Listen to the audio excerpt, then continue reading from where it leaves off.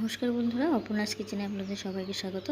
আজকে আপনাদের সঙ্গে মিষ্টি দইয়ের একটা রেসিপি শেয়ার করব। একেবারে 10 মিনিটের মতো দোকানের মতোই মিষ্টি দই আপনারা বাড়িতেই তৈরি করে নিতে পারবেন। চলুন রেসিপিটা শুরু করি। এর জন্য প্যাকেটের দুধ নিয়েছি আমি, আপনারা গরুর দুধও নিতে পারেন। আর দই বানানোর জন্য নিয়েছি টক দই। এখানে 4 থেকে 5 চামচ টক দই নিয়ে একটু ভালো করে ফেটিয়ে নিয়েছি। দুধটাকে খুব ভালো করে ঘন করে জাল করতে হবে, নইলে কিন্তু দইটা বসবে না। জল ছাড়াই আপনারা বেশ কিছুক্ষণ এটাকে জাল করবেন। সবার কাছে অনুরোধ রইল, রেসিপিটা ভালো লাগে থাকলে অবশ্যই বাড়িতে ট্রাই করবেন। আর আমার রেসিপিটা ভালো লেগে থাকলে অবশ্যই শেয়ার করবেন এবং লাইক করবেন।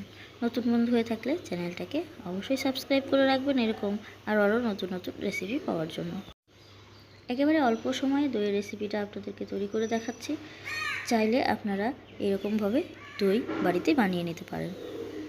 কালারের জন্য ক্যারামেল তৈরি করতে হবে এবং এটাই আপনাদের মিষ্টি, যতটা মিষ্টি খেতে পছন্দ করেন ততটা মিষ্টি দিয়ে এখানে একটা সুন্দর রস তৈরি করে নেব।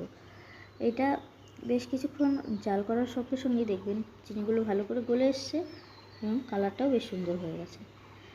এবার এইটাকে ডিরেক্টলি আমি দুধের মধ্যে ঢেলে দেবো।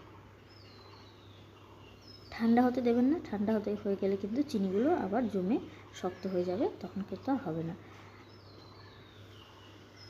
দেওয়ার পরে এটাকে বেশ কিছুক্ষণ ভালো করে কিন্তু নাড়াতে হবে। নিচের দিকে অবশ্যই একটু দলা পেকে যাবে, সেটাকে নাড়াতে নাড়াতে আপনার গলে যাবে।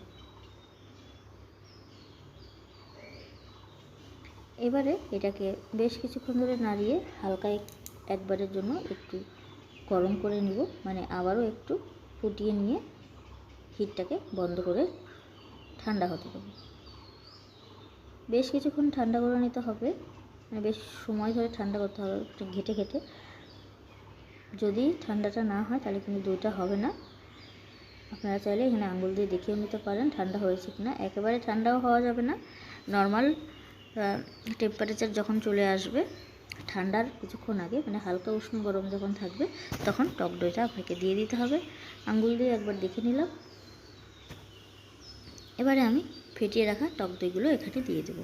দুধটা আমার প্রায় ঠান্ডা হয়ে গেছে। এভাবে মিষ্টি দই বানিয়ে আপনারা ঘরে রাখতেই পারেন এবং গোটা গরম ধরে আপনারা এটা খেতেও পারেন।